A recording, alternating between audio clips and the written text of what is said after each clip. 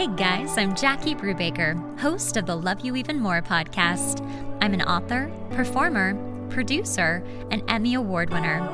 Each week, I bring on inspiring people and experts in their field to have powerful, motivational, and enlightened conversations about relationships, self-development, and how you can love yourself even more. Follow us for daily updates at Love You Even More podcast and at Jackie Brubaker on Instagram, YouTube, and Facebook. For more on myself and the podcast, including ways that you can love yourself even more, go to loveyouevenmore.com. Welcome, Chantal. Oh my gosh, I did it. I knew I was going to do it. It was like a mix of your two names. Chantal Landreville. Welcome, Chantal Landreville, to the Love You Even More podcast. Chantal has been on before. She is a love and dating expert. She has amazing videos on Insta and TikTok that are just helping people date better, be smarter, be more feminine, like all of the above. And I truly adore this woman. She's super cool. And today we're going to talk about being and choosing to not have children and what that looks like. And there are so many people who are choosing not to have kids, but especially at, I'm going to say it for me, like at a certain age when I'm like, all right, like time's the ticking, is this going to happen? And really having to make that decision. So welcome back, Chantal. Thank you. I'm so excited to be back. I was very happy to hear your beautiful voice again when you reached out. It's always a treat to be here. Oh, thank you. So I reached out to you because I just think you're amazing. You've got this essence of like, you're so happy and you're in this beautiful relationship, you're doing your thing. And I'm like, and she doesn't have kids. So like, let's talk about your journey of that. Was this an actual choice? Did it sort of happen naturally? Like, start. Oh, good question. Funny enough, when I was young, I had this fantasy of always having a big family. I was like, if I'm going to have kids, I want at least 4 of them. And that's a lot of kids. That's a lot of kids for someone that has like 0. Right. And when I was in my first serious relationship, I met my boyfriend at the time. I was 19 years old. I had just moved from Ottawa to Montreal. So it was like small town to big city, and kind of like it was very eye-opening to me to see like, oh my God, there's all this stuff outside of this little cardboard box I've been living in. Mm-hmm. And he was a little bit older than I was. Well, he was 7 years older than I was. And we stayed together for almost 7 years. And I mean, I'm going to be very honest here at one point and transparent because it might resonate with people. I got pregnant and I was 21 years old, and there was a voice inside me telling me, this is not the time and this is not the person I am ready to have children with, which was kind of like a battle in my head, considering we had been together for 3 years and he definitely wanted to get married and, his future was with me. But I was at a point where I was just starting to figure out who I was. And I was like, I need to see and do more before I have like this child come into my life, and that I might not even be ready to not only receive, but stay with the person that I was with. And I took it very seriously because I lost my father when I was very young. So for me, making sure I had a man around that would be a good father to my child was very important in the back of my mind, even at 21 years old. So I made the decision to terminate that pregnancy, and I have zero regrets still until today. And from that moment forward, I propelled myself. I stayed with him until I was about 26. Then when I left him, I was like, oh my God, I need to do my to-do list of everything I want to do and explore here. And I did. And it lasted for almost 10 years. Yes, it did. She went and lived her life. I really did. And at no point was there even a thought, of having kids. I just wanted to live life, explore, get to know myself, work on myself. And I also wasn't interested in being in a committed relationship. Now, when I turned 38 years old, I was like, oh, what happened, right? And I think where'd the time go? Exactly. And I think by that point, I made peace with, I was okay with not having kids. To be honest, I had become so selfish and used to doing what I wanted. And I would see a lot of my friends that would start to be, having families and stuff. And I was like, oh, I'm not ready to be that person. I really, really am not. And then I would say in my early 40, when I hit 40, 41, I was dating one guy at one point that wasn't super serious, but I started thinking, am I, am I really going to miss this experience in life? And I'm going to make you laugh, Jackie. I was like, I would love to experience being pregnant.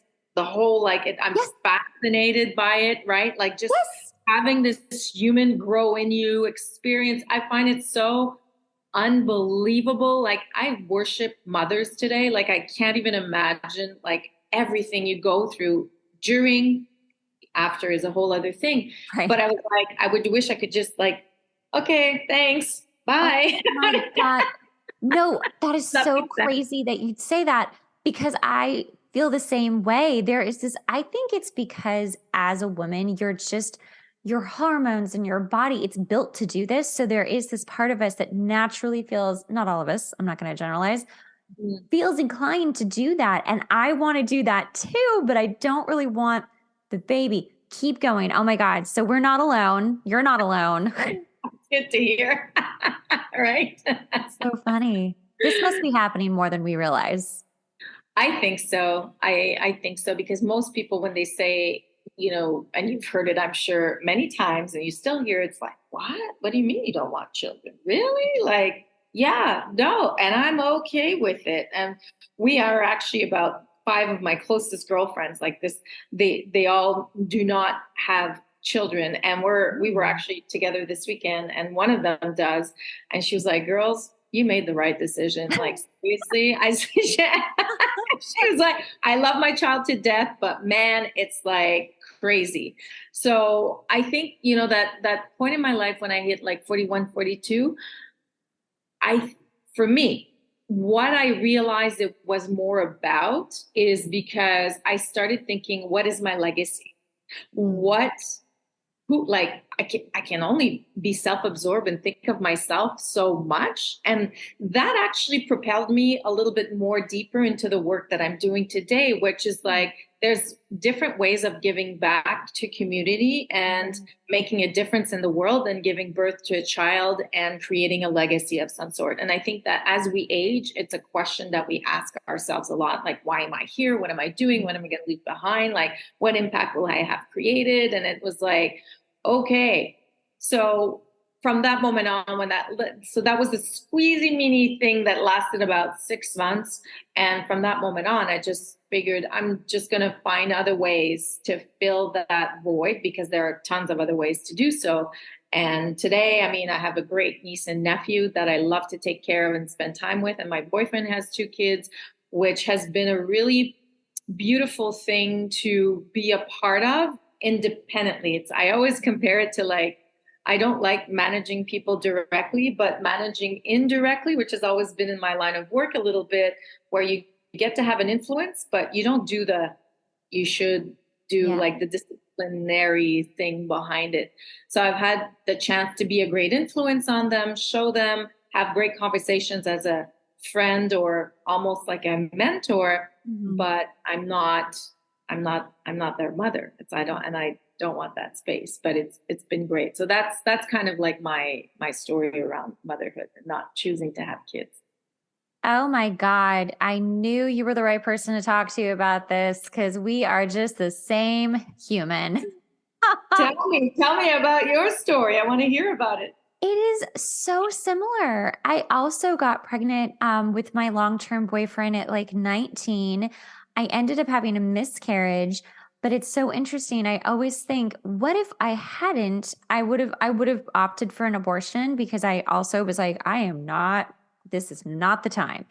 But I always think much later on, I started realizing like, wow, had I not had a miscarriage and we decided to keep it, they were twins, if we decided to keep them, and it was very early on, guys, like whoever's listening, it was very, very early. And first pregnancies are usually miscarriages. It's very common. So everything was very commonplace. But I think, had they stayed, they would be out of college by now. And I would be in the same exact position I am right now at 41, thinking, what do I want to do with my life? And it is so strange because, women are having babies so much later on in life. And for me, from as long as I can remember, I always said to anybody I dated, which was, I'm only going to have kids with the person that I end up with if we both want them or we both don't. That's how it's going to be. It's going to be a joint decision. It's not going to be like, oh, I need to have children, because I've always been so career oriented and I've always had so much I wanted to do. And I took 10 years off too. I mean, seriously, like you and I, same situation. And I really loved that because I also, something that I think about too is like some people are like, oh, I'm just really selfish and blah, blah, blah. And I'm like, I can see how some people might actually be very selfish and not want to have kids. Totally fair. But I don't think it's selfish to just want different things. And like you said, to leave a different legacy. And that's where I've been living too, is I have never actually imagined leaving a legacy with children and grandchildren of my own. I've seen leaving a legacy with books and art that I've created, and people knew me for whatever I did artistically, not because, oh, that's so and so's mom. Like, and there's nothing wrong with either way, but it's just that's always been inherent in me. And so this all came up because it was just Mother's Day. And it kind of hit me. I was like, oh my God, like this may not be for me. Like this may not happen for me. I may not have a Mother's Day one day. I have fur babies and those are my babies. But like, Yes. and I had a moment and I got really emotional with my boyfriend and he doesn't want kids either. So like, that's the thing. Like if we are together forever, which is the plan, like we're not having kids because he doesn't want to have kids. And that was my stipulation, right? So I was like, gosh, I'm grieving the fact that I'm not going to probably have kids. If we really end up together, then we're just not going to do that. And it's strange to have it come sort of from the angle I knew it would always come from, but like here it is in that moment. It's not in the future. It's like right now. And so that's been an interesting sort of thing to go through. Did you have that? Yeah, so I love that you brought that up, grieving, because there was literally a grief period.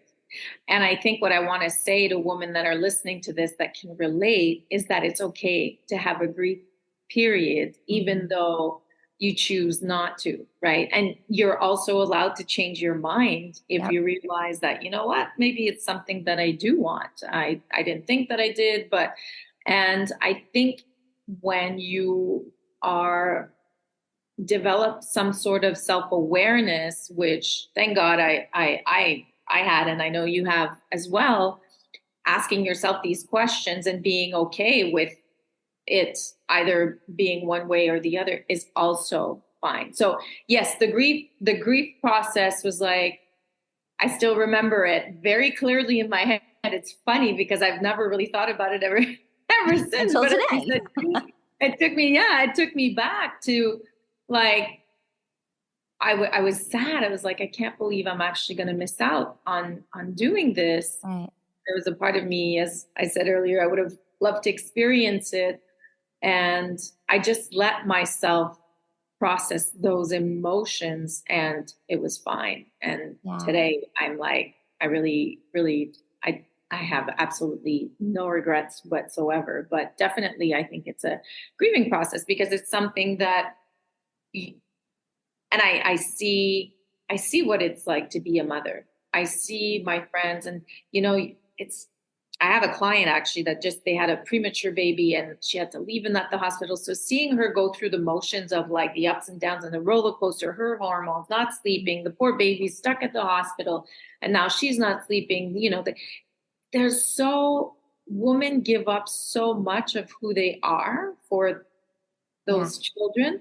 And I think it's just given me a whole other perspective Mm. and on not being a mother, two mothers, if that makes any sense whatsoever. And hats, I bow down to them. Like I still think until today, there's not enough praise for parents because it's the hardest job in the world. But um, yeah, it's okay to grieve. It is okay to grieve. It's Mhm. funny too, because like it was amazing sort of what came out when I was like crying. I was like listening to myself tell my boyfriend, I'm like, I just need you to support me through this grief. It's not like, oh, we need to break up and I need to figure out if I need a kid or not. It's not that. I'm like, it's just this sort of milestone that I've decided to not hit, even though I'm extremely maternal. Like, and I've said this in previous posts and actually a podcast I did about kids and not having kids. Um, I really have such a maternal heart. Like I have so much love to give. And I think that a lot of people who end up not having kids for whatever reason do as well. And it's like I give that to the people that I love and that I care for, and also like helping different organizations and nonprofits. Like there's so many different ways to not only leave a legacy, like you mentioned, but to also give that love and mentorship. And that to me, whenever I thought about having kids, was, oh, I just want them to be teenagers because I really want to help guide them to where they Yeah. should go, that what's best for them. And I'm like, maybe I should just go work with the Boys and Girls Club. Like, I don't know. Like, that seems like maybe a better choice. It's Yeah. like now, I mean, the world is so much more open in all of these other ways where I get to have the career I want and travel and like have a different sort of life. And you're right. Gosh, it is so hard to be a mom. And my girlfriends are, all of them are practically moms. And it's so hard. And it's also not that it's too hard. Like, oh, I couldn't do that so hard. Oh, no, no. I could do it. I could kill it. But like, I don't think that I'm supposed to, which is a really interesting feeling. It's like a Mhm. soul knowing of you could totally do this. Absolutely. But I don't think that's what I'm here for, if that makes Mhm. sense. Oh, yeah, absolutely. You're listening to your gut and being okay with that. And as you said, there's so many different ways of giving and being maternal and nurturing. And I remember, sometimes I'm good with kids, and I always think I'm not because there's only, I'm better with teenagers who are very, Right. very electric on those things. I know. And my friends always remind me, you are actually very maternal and nurturing. And I think a great thing being in the position that we're in is it doesn't mean that you're a parent, that you're also in a position to be good at it and that the children just rely on their parents. I think there's a great way for us as outsiders to be able to be that confidant, that mentor. I was actually talking to an aunt of mine that I hadn't spoken to in 20 years over the weekend. And when I was younger, she was I'd say my confidant, I'd say everything to her. And I was telling her I could have not gotten through life without your tenderness and your advice and all of these things. So I think there's a lot of ways of being mothers without being an actual mother. Absolutely. Absolutely. And I think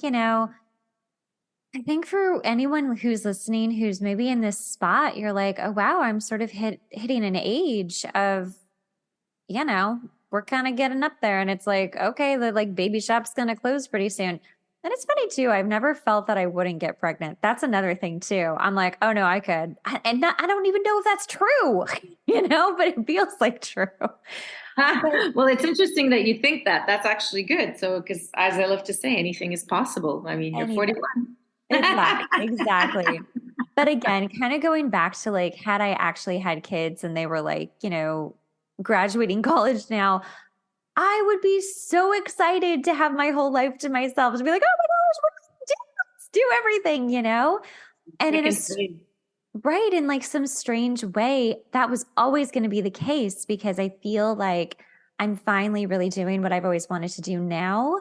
And for the last 20 years, it's been a little mix mash of like, not really doing that. So either way, destiny wise, I think this was always going to happen. I was always going to reach this. And maybe even at a very, very young age, I knew that on some sort of higher soul level. Mm, You know, yeah, I agree with you. I think that again, for women listening that are battling with this, because I do coach a lot of women that are a little later in their age, over 38, and they start having that panic button, right? I want to have kids. yeah. I want to have kids. So then they start getting blindsided by how they're going to choose their partner, compromising themselves. And what I want to say is don't don't let the need, it's like anything, I always say having a need versus a want is a bit dangerous, where, let me rephrase this, having a desperate need of something doesn't put you in a place for it to be accessible. For I'm going to refer back to your example where you were saying, I don't want kids, but I feel that if I wanted to get pregnant, I could. Like that, you have that frame of mind that it's just going to happen if I choose to. Does Mm-hmm. that make sense? What I'm trying to say is just that when we're in a position of desperation, things don't happen. Right. So at one point, I remember at 38, when I was starting to question it a little bit, I was just like, for me, it was, if it's meant to be, it'll happen. Like the universe will make sure that it just serves me what I need and allow it to happen. Not always easy for a lot of people. I've had so many friends that, it's a, Yeah. but I think it's food for thought. And especially if you're in your 20s, I can't even imagine starting a family today in my 20s, because you barely know who you are. Like, I Yeah. think I love the fact that people are waiting a little later in life to have children. You get to experience life, know yourself a little bit more, make sure you have a little bit more solid ground from whether it's a financial partner perspective in yourself. It's just like you're offering more stability Mm-hmm. to a family life. But trust that if this is what you want and you release the need of it to happen and the desperation, I think that things can happen. If or even I would suggest that people start questioning themselves, like I did, how can I give back in other ways if this doesn't happen for me, right? Yeah, absolutely. Because there is, or even, women who are trying to have another baby and then they're not able to. That's heartbreaking as well. But I'm so in the same camp as you, is that if it's supposed to happen, it's supposed to happen. It doesn't mean that you weren't meant to be a mother. Maybe in that physical sense you weren't, but there's adoption. There's so many ways to be a mom, and there's so many ways to give that love. I think on the flip side too, if you're really questioning, you and I, we had our moment of like, I guess I'm still kind of in my grieving moment because it's kind of recent, but like, but this is not like an overnight thing. It does take years to sort of be like, oh, all right, well, this is the choice. I've made a choice. Um, I don't know. I'm going to say my advice and then you give your advice. I think just kind of taking it day by day and also releasing any expectation, not trying to be desperate, like, oh my gosh, I'm 38. Like, I don't know if I want to have kids, but let me go try and see if I can't or something. Just like my whole thing was, I'm not having kids unless it's with the right person, period. Those kids are never coming into this world unless it's with the right person. Someone, Yeah. if we ever broke up, we could still co-parent and not kill each other. That was the that was the threshold. Yeah. And and in this case, it's like, I know if we ever broke up, we would co-parent great together, but we are just not going to co-parent. So giving yourself just the time, I think, to maybe let it settle. Cause I think that's what I'm doing too, is just letting the idea and the feelings come up and letting it settle. And it's funny because it's not like I'm thinking about the baby thing all the time. It's only getting triggered for like Mother's Day or someone just had a baby. It's like, it's not an everyday thing. Now, if it is an everyday thing, maybe that's something to look at. If you're thinking about it all the time, Yeah. then that might be something. What's your advice? I totally agree. That's a great point. The difference between being triggered sometimes by something that just gets you emotional and gets you thinking. It's like watching a romantic movie, right? You'll start crying all of a sudden just because maybe you can relate, or you wonder, what would it be living that fantasy, love, whatever. I'm just, I would say, first of all, if you're thinking about it on a regular basis and it is something that you want, there's so many options today. You can freeze your eggs, you can have a surrogate. Like, there's so many different opportunities. For me personally, I was like you, Jackie. It was very important for me to make sure that I had the right partner. A right partner, not necessarily for me, but at least that we would know how to co-parent together if anything went south.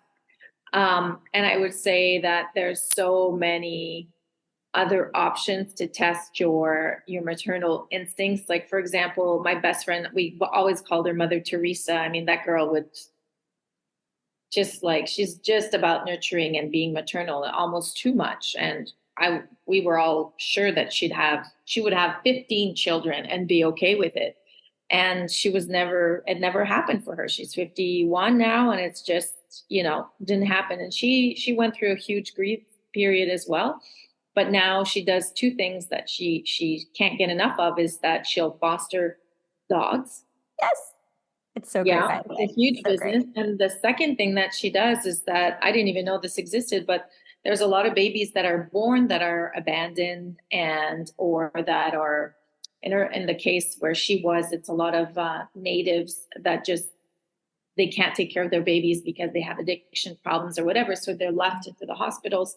So it's like the hugging program. You have to, babies need to be, oh my God, they need to be caressed and touched and have the human flesh on them. So she actually goes to the hospital once a week and does that with random babies. And I think, what an incredible gift, because it must, like, I say it and I want to start crying because I can't even imagine the emotions that can bring up. But what an incredible gift to give from yourself as a nurturing, want to be mother to those babies that don't even have access to it. And it's filled her tank very well. So I would say that find things that can fill that tank of maternity, of nurture, because there's different ways of it. And my last thing would be what we've already talked about, is that it's okay to change your mind. It's okay to change your mind, and it's okay to go through these waves of yes, no, and grief as you're still going through it. So be kind to yourself. It's that's what I would say. This was such a good podcast. I knew it would be. It was a good conversation. I think a lot of women, especially today, they struggle with that, with the do I need to, should have, and just like peer pressure of society, like so much. So it's good to know what this conversation that we had, that and what comes with it. I think necessarily always an easy decision, and that you're allowed to go through ups and downs and grief periods. Right. I think that's the most important thing to remember, is that you might flip-flop a little bit, and that's so normal. And it's just, where do you keep flipping back to is the question. Is it, no, I really do want to have kids, or no, you know what? I don't. But I keep flipping back to that one more or the other one more. Thank you so much for having this conversation with me. It certainly served me, and I hope that it served other people. I know it will. But tell people what you do exactly and how they can find you, because Chantal is amazing. Just go find her. Thank you. I appreciate it. Appreciate it. So I'm a love and relationship coach. My focus is getting people to finally attract the right match. If you're looking for a high quality, conscious relationship, I don't do like the fluff. I also teach a lot how to be in a relationship before learning how to be in a relationship, because we've never been taught. So it's so hard already to find your match. Let's make sure that you're set up for success when you do find that person. And I just finished my book that is being professionally edited. That's going to be out by the fall. Raise Your Love Signal, the guide to getting you the ultimate love connection. So I'll circle back with you to come into a podcast when that happens. Yes. And I can be found on Instagram and on TikTok, Chantal.Landreville, or my Facebook group, Raise Your Love Signal as well. Thank you for the opportunity to have a beautiful conversation again with you, Jackie. Oh, thank you. Thanks so much for listening to the podcast. Remember, sharing is caring. Make sure to rate the podcast and leave a review. We really rely on this to help get the podcast out there.